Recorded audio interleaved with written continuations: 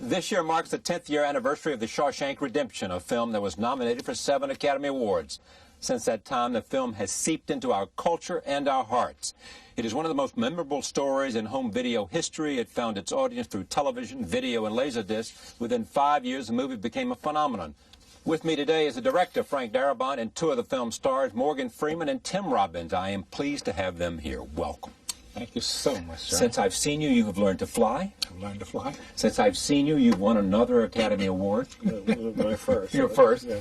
Well, and how about you, Frank? I've been, I don't know. Should have been the second. Getting Should have grayer. been your second. The first should have been for Andy, right? Yeah. Yeah. Well, was Thank that? you, Morgan. Well, I got nominated. I was certainly there with you. And you should have won as well. Well, But 7, you won 7. Were we nominated? Nominated for we 7. were Nominated nominated for for 7, I'm seven, sorry. We won none. We None, won not a none. stinking one. no. Well, it was the year of Gump. Yeah, but at the same time, I mean, this film, more than any film probably since then, has gone on to have this kind of mystique, success in the DVD market and everywhere else. Now it's going to be reissued Yes. as a DVD And theatrically as and well. theatrically as Prior well to that. in All September. right, all right. Yeah. We're just going to get a new theatrical release. Yes. Wow. See what happens Very there. cool. Right. So I want to explore this phenomenon first with you. Take me through a Stephen King novella to a script. That was a process of actually beginning about 5 years before we shot the movie, of getting the rights from Steve King. I had done a short film based on one of his short stories, so he knew me and knew of my work, so I asked him for the rights to this. I think he was intrigued because it seemed so unlikely a movie that he actually said yes. And it took about 5 years to get around to it, but then I sat down and wrote the script, 8 weeks flat, took it straight to Castle Rock. They read it, took it to them because of Rob Reiner, really, and because of Stand By Me, which was also a Stephen King story, and a very delicate material. I figured if anybody got Shawshank, it would have to be them. And they did, and I had just nothing but wonderful support from them from that moment on. So this was a movie easy to sell once you had a script. Yes, with Castle Rock out there, absolutely. And thank God for them, really, because it might have been easier to sell to another studio, but then who knows exactly what through the development process, what might have wound up on screen. Castle Rock left it alone and let it happen, which is rare.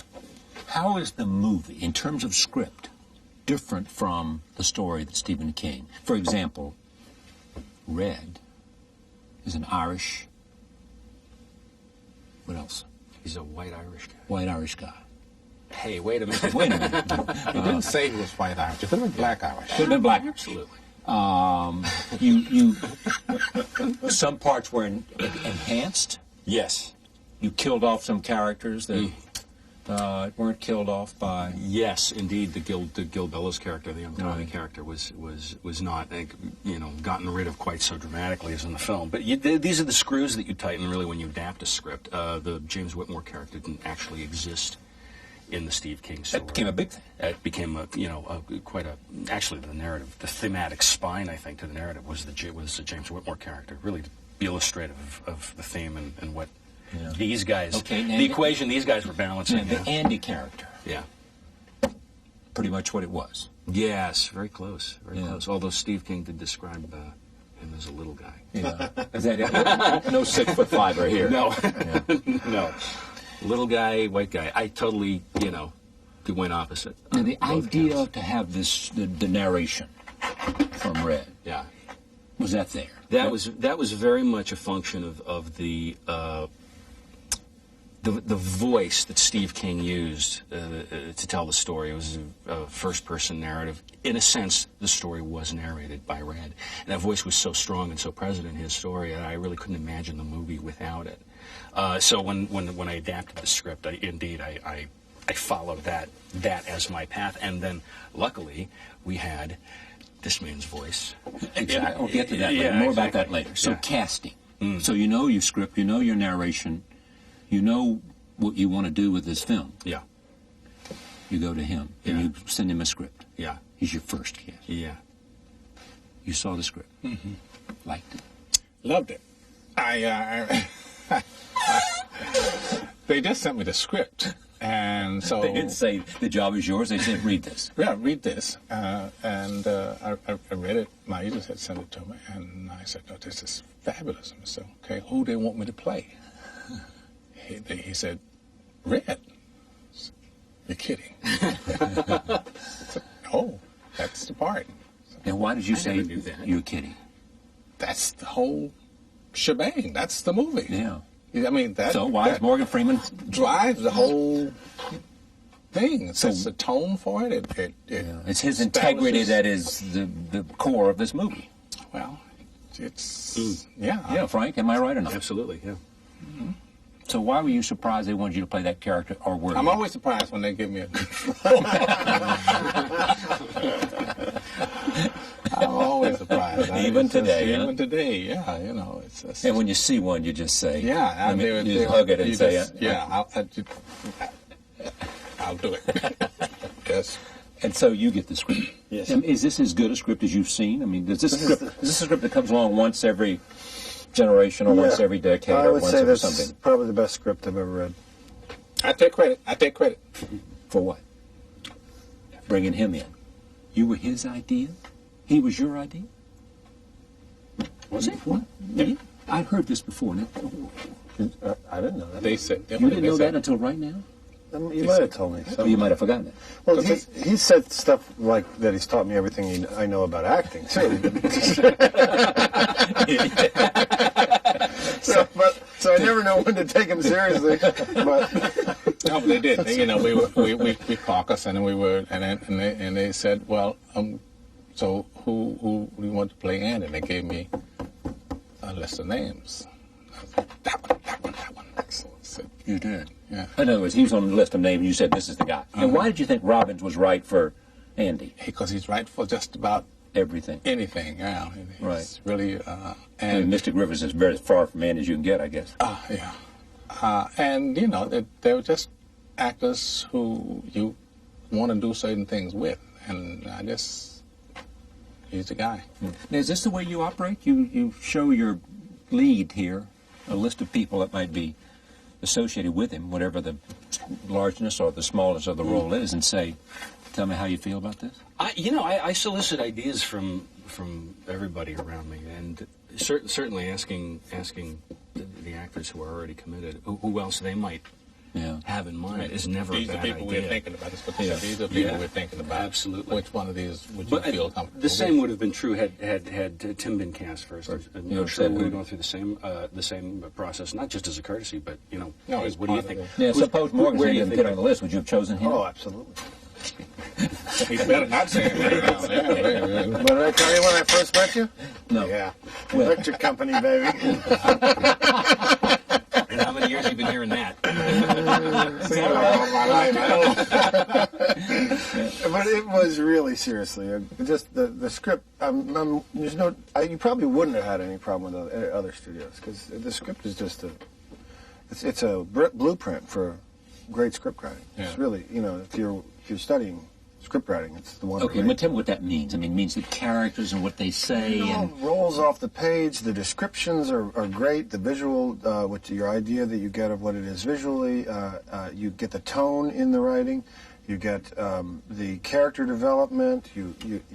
There's all the right things are left out, which is a hard thing to do. Mm-hmm. You know, the subtext that some writers have a tendency to want to put in there, just lays back on it. You know, each of these characters has secrets and that you want to know about, and you don't know what the real thing is. You don't know if this guy's guilty or not. You don't know what my secret is for the whole thing. So there's all these little things in it that added up to just a tremendous script. And it moves. It just moves.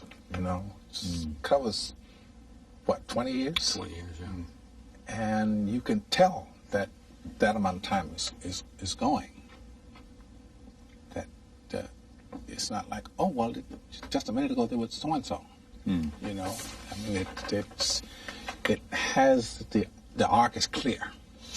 does this also mean that an actor can really do his? I mean, not only you're given the page, but then you can do what you bring best, which is surprise, creativity, to the part. Yeah, I think when you read a script like this, each page is painting you. Yeah. You know, it's filling you in. All of the dots are being connected for you. And it's what makes acting a joy when you get to do it. You get a script that says, it's all already there. We don't have to go and sit and say, okay, how are we going to get this across? Because it's done. It's done. You know that intuitively. You know. So you what? Tell me about your character. Red? Yeah. He's, I thought thought of Red as a guy who just took life as it came. He made one serious error. He married the wrong woman. Because whatever she did, she pushed him all the way to the brink of himself. And he stepped over the line, saw it. They sentenced him to life in prison, and he said, that's it. That's what it is. I'll deal with it. I'll deal with it. So, of course, you always want to get out when you're in. If you have a parole possibility, you know, you try it. I love the moments when he was for the parole board. Those are my favorite moments of your acting in any movies. Those three scenes that are the progression of those appearances years for the parole board. Before the parole board, yeah. Those three scenes I think are as good as it gets. I just love what Morgan did in those scenes. What was it he did? He described the trajectory of this character, of this man's life, so beautifully, and in doing so, also described the trajectory of the movie's theme so beautifully. To get to that, especially that last scene where he comes to this complete and utter acceptance, just completely owning who he is, what he has done, and what this whole experience has been, inspired by the example of this man's character, and just all the BS is gone, and it's this man's character leads him to the final parole hearing. Yeah, and he can do what he did and say what he said. Yes, exactly. What's the theme of this movie? You said this reflects the theme. That's work on it. Yeah, work on it, baby. I was still trying to figure it out. You've had this question before. Well, so I think that the best movies really leave that for, and this is not the cop out on the question, but I think the ones that I love the best are the ones that let the audience bring that answer to the table. Ultimately, it's what does the movie mean, not to me or to us, but to you and to the people who've seen it. And that's really fascinating because we've gotten some amazing reaction. I'm sure you guys have as well. Some amazing reactions through the years. The film seems to be something of a Rorschach for people. They project their own lives, their own difficulties, their own obstacles, and their own triumphs into it, whether that's a disastrous marriage or a serious debilitating illness that somebody's trying to overcome. They view the bars of Shawshank as a metaphor for their own difficulties and then consequently their own hopes and triumphs. And people really do draw strength from the movie for that reason. Go ahead. No, I was going to say one of the lessons of the movie is that you can overcome adversity. You can. You can. You can. And it starts inside yourself. It starts with, and that's the catalyst for that. And he's the catalyst for that. Because what happens to him? You give me this sort of who is Andy and how does he overcome? Andy is probably the only innocent person in Shawshank. Everyone says they are, but he is there, shouldn't be there, but finds a way to survive. And the way he finds a way to survive is through a very slow trajectory. A 20-year plan that he will get out. But in order to survive, in the meantime, seeks stimulation, music, art, literature, and tries to inspire that in people around him. An idea of hope. And there's that scene in the dining room where he talks about hope. And Red says it's a dangerous thing, and I think that's one of the reasons why people have responded so much to the movie. is that you were talking the triumph of hope. Well, the idea of hope, that it is possible, that everyone, despite whatever marriage or a terrible job you're stuck in, or situation, domestic situation, that everyone does have the hope that there is possible in your life a beach in Zihuatanejo, that is a possible goal, that exists out there. And I think that's maybe why it's lasted so long and become such a profound movie for so many people. I think I read somewhere that men come up to you a lot. Yeah. About this movie, or they did That's right the other thing that's really interesting. You know, there's not a lot of movies with male friendships that don't involve car chases. Or, You know? Yes. And They're not buddy films. Right. It's really about a real friendship, you know, and there's no model, really, for... So it's hope, so it's friendship, themes that come out of this? Friendship is a big one there, because a lot of people told me that the big moment for them, the moment they cherish, the one moment they take away with them, is the moment that Red finds the box at the Abyssinian Rock. It's like everything sort of closes in and gets tight at that moment. That how many ever years ago that Andy told Red that when Red got out and decided to follow that, it was there. That was very, very important to people. Yeah. Very important. Let me go to my first scenes. This is Red at his parole hearing. I know this is the last one, and listen to what he says. What did he, when you're talking about the movie, what did he, Andy, teach you, Red, that you said in that? What was that? There is hope. There is hope. There is hope. He's out. Because he's out in his mind. He's out, period. He's out. Outside, gone. Yeah. That was a feat. That was... You were there. That was something. 20 years of tunneling. Just one man with a little ice axe, chipping away at solid rock. That's...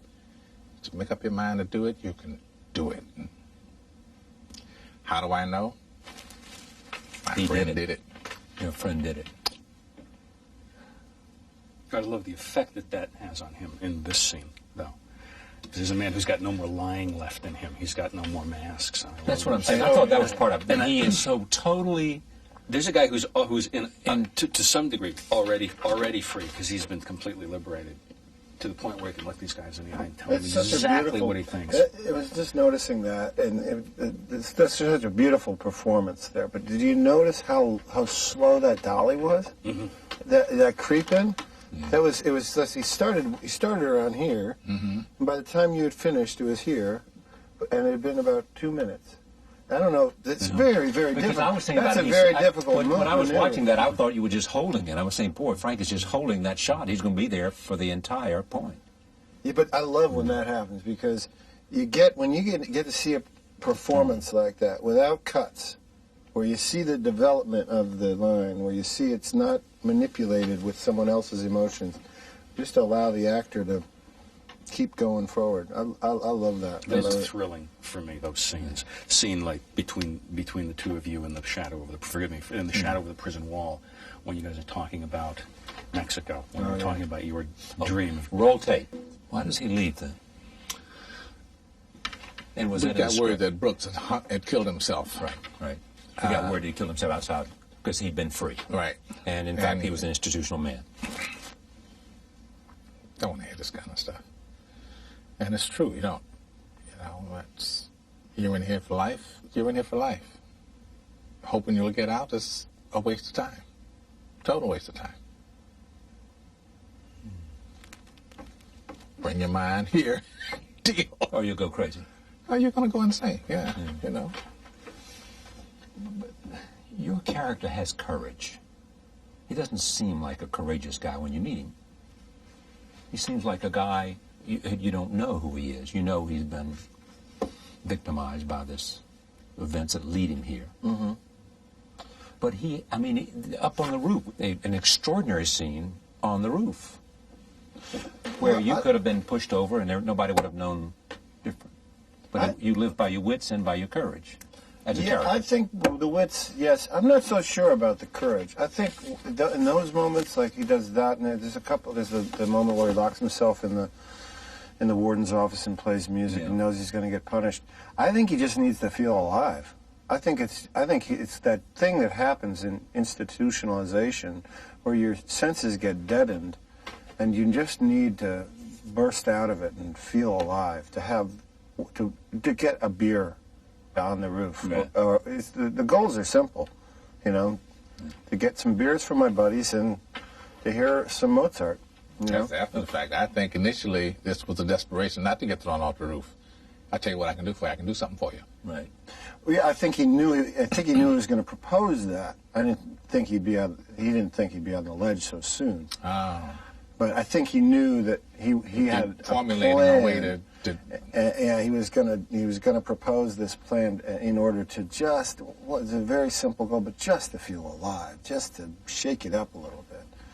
I don't know if that's courage or maybe it's just out and out recklessness. It is defiance. And defiance, some would say, is freedom. Yes. How much directing is here? I mean, to listen to them, they are so caught up in we're all caught up in the characters.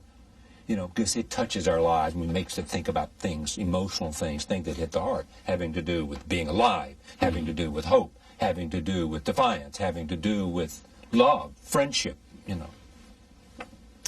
Well, there are all those issues certainly that you carry in your. You've both directed, so you. Yeah, I heard him directing when he was talking about clearly there was a man that thinks about directing. You're always trying to maintain those conceptual thoughts, aren't you? Yeah, those emotional issues, those thematic issues in your head. But at the same time, you've undertaken this huge technical challenge as well, and you're trying to just stay alive. Day by make your days, and so you're balancing that big technical challenge, really, which any film is, with those finer, more ephemeral things, and it gets a little schizo sometimes, I find. Two things. Number one, this film was not received universally as a big money winner, a big, huge critical success. We more got critical success than financial success in the beginning. We got extremely well reviewed, except in a few key areas. So the perception was we hadn't gotten well reviewed at all. Because the 5 reviews that people read across the country are the ones that kicked our butts. From big papers. Yeah, like the LA Times and the New York Times. New York Times. Yeah, for some reason we just. Thus has it ever been? Chicago Sun-Time. Roger Ebert. Yeah, didn't like it. He did. He did like it. That's what I thought. Yeah. And then wrote a review, like when Green Mile came out, wrote a new review for Shawshank, which was Green Mile was another film that Frank did. Yeah. But that's the way it's always been for my movies. Green Mile, Majestic, same thing. Did well in DVD sales. The Sacramento Bee loves the movie, and so many other folks who saw the movie love the movies.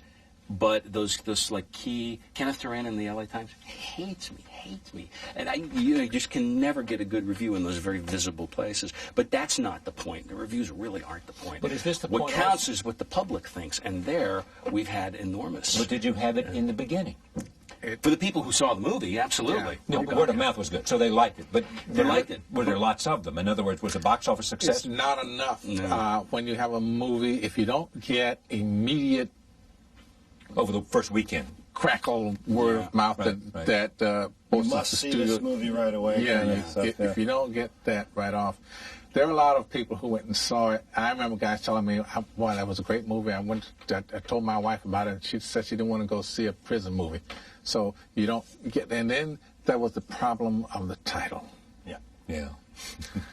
I saw this movie. It was really terrific. It's called. So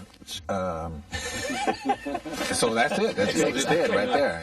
I like his riffs on this. Yeah, what? Oh, I had someone else the other day. Scrimshaw retention? Or? Scrimshaw reduction. Yeah. Hudsucker reduction. I did got that. Somebody said I saw you in Shawshank, man. Shawshank. Yeah. I get Shawshank reduction, Shawshank redemption. Sham. Shake Sham. But you weren't worried about this when you kept the title, huh? To this day, nobody suggested a better title to I did. I suggested. What did you suggest? I said, "Why are you?" Red Story. No. The title of the story is Rita Hayworth and the Shawshank Redemption. Just keep that on the poster. Rita Hayworth and the Shawshank Redemption. They See, I said, think that's a good well, idea. it won't fit on the marquee. Rita Hayworth will fit on the marquee. Rita Hayworth. ... On down here, when you look down here on the one sheet, Rita Hayworth and the Shawshank Redemption. Oh, you remember Rita Hayworth was the cover for The Digging. Yes. When did you know that this was something special? While you were shooting it? I mean, was it apparent there in that prison? Where was the prison? In Ohio? Ohio, Mansfield, Ohio. And it was a terrible death place, wasn't it? I mean, it was an awful prison. It was an awful place. It had been deactivated about 3 years prior to our coming there to film, and was really we were forestalling a date with the Wrecking Ball. They were going to tear the place down, or most of it at any rate. And it had, I remember, well, we all felt it. And Tim also, I remember, said it best, really. I think that you just felt the weight of all that sadness of all those years, and it seeped into the stone of this It place. came from my son. It came from your son. What did That's he right. say? I remember. He walked in and he said, "This place is very sad." Yeah.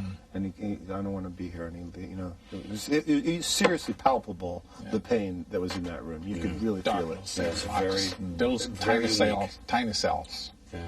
Wheat, Cold. Cold. Pink. Yeah. Yeah, it was quite a place. How'd you get it? I was asking around, of every film commission in the country. You got a big empty prison. We need to go shoot a movie. And we had two choices. One was in Ohio and one was in Nashville. I wound up using the Nashville one for Green Mile. But when Morgan sat down at a table to read, when you had your actors come together, because you wanted them, my assumption, coming to this, because these were people who knew each other. So you wanted there to be some chemistry among your actors, right? Oh, yeah, absolutely. Before you shot your first scene. These guys, particularly, the whole movie lived and died whether or not they had chemistry. And what I love watching those clips is seeing again that chemistry was so palpable and so there. But it's a bit of a roll of the dice because you don't know when you're casting necessarily whether that chemistry is really going to be there. Well, there are or people not. that cast husband and wives, and turns out it doesn't. Yeah, exactly. You know that, don't you? Roll tape. This is what I love about it, among 100 reasons. It is about friendship, and it's about conversation. It is about the power of words, giving flight to emotion, ideas, qualities, human qualities. Roll tape. That? Yeah. Yeah. It was one of my favorite days of filming. Because It was what you were saying before, is just the sheer, and like that scene in the pro, the sheer simplicity of pointing the camera at the actors and letting them do their job, taking the text, finding the subtext, and delivering it. When you're directing this oftentimes it's like leading a three-ring circus, but there are days like that, and I remember very distinctly the day we shot that, me just sitting on an apple box and just staring at these guys for hours, and they were showing me my movie again. The one I had in my head when I was there alone at the computer writing it, doing the adaptation. They were showing me my movie again, and it's so lovely to be reminded from time to time in the three-ring circus of directing a movie what your movie is. And that's the essence of the movie there, So I didn't really have to do a damn thing that day. I just had to make sure the camera was in focus and sit and watch these guys do their brilliant work together. It was a real thrill. how many takes for that scene? Not a lot. I don't think. I can't remember. Not that I many. did maybe Three. 4 or 5 or something like that. Yeah, I remember 3. Might have done 4 or 5. Mostly. That's one of those moments when in your shooting, that like you say, that scene is really the movie. So all the stuff you've been doing leading up to it, once you get to that day when you're going to do that, it's there. It's ready to go. You don't really have to spend much time agonizing over it. Whereas if you scheduled that in the first couple weeks, it would have been impossible. It wouldn't be so much. You wouldn't have learned, absorbed, Right. felt. We did shoot most of it in sequence. In sequence, yeah. We did, yeah. Because That's Yeah. a wonderful part about doing a movie like this, because you actually do grow with the part, you know, and it's easy. and their relationship also grew during the filming. I mean, their relationship as human beings. Just as friends, just as to you know, Tim and Morgan, the actors, sort of bonding as people, and that I think showed up in the characters as well. It was a great advantage to be able to shoot in. We weren't in strict continuity, but we're definitely in continuity of years. So we would shoot out, say, 1947, and then move on to 1950, whatever. So the first parole thing that he shot was early in the schedule, and the last one was very late in the schedule. You know, and I think that was really advantageous to do it that way. Did you guys know, as this was happening, that something special was taking place here? No, No? I never know. I So can you never can't tell in a film, because you have moments. You don't have a whole film. You have moments, and we'll work together, and we know that we nailed the moment, but you don't know if you nailed the film. But can you nail the film? He's got to nail the film. He's got to nail the film. Yeah. Same thing. Or Yeah, not? yeah, You knew that you had good moments. yeah. But we didn't know. You don't know. You have good text. You have good actors. You do your job every day, and you hope that you have something good, at the end of it. Shooter. But Deacon's yeah. fabulous Yeah. cinematographer. Was it hard to Really cut? I mean, this ended up how long? 2 hours and 22 minutes. So did you start off with what? Three and a That's like half? 3 hours, 3 plus, something like that. It wasn't hard to cut. And 'cause then you just- again, we saw it when you saw the movie. We all knew it was really great, Yeah. Once you see but it, we didn't know Yeah, that it right. was going to be what it became. right? Exactly right. There's one thing, you know it, love it, and like it, and think it's great. The other is this another level it went to where it becomes a classic. Yeah. which was a very slow build over a period of 10 years, and now we get to do our special 10-year anniversary. how many films get that? I mean, that's fantastic. Isn't that great? So let me just end there. A 10th anniversary edition of the DVD will be released in September 2004, along with the re-release of the movie to 11 theaters nationwide.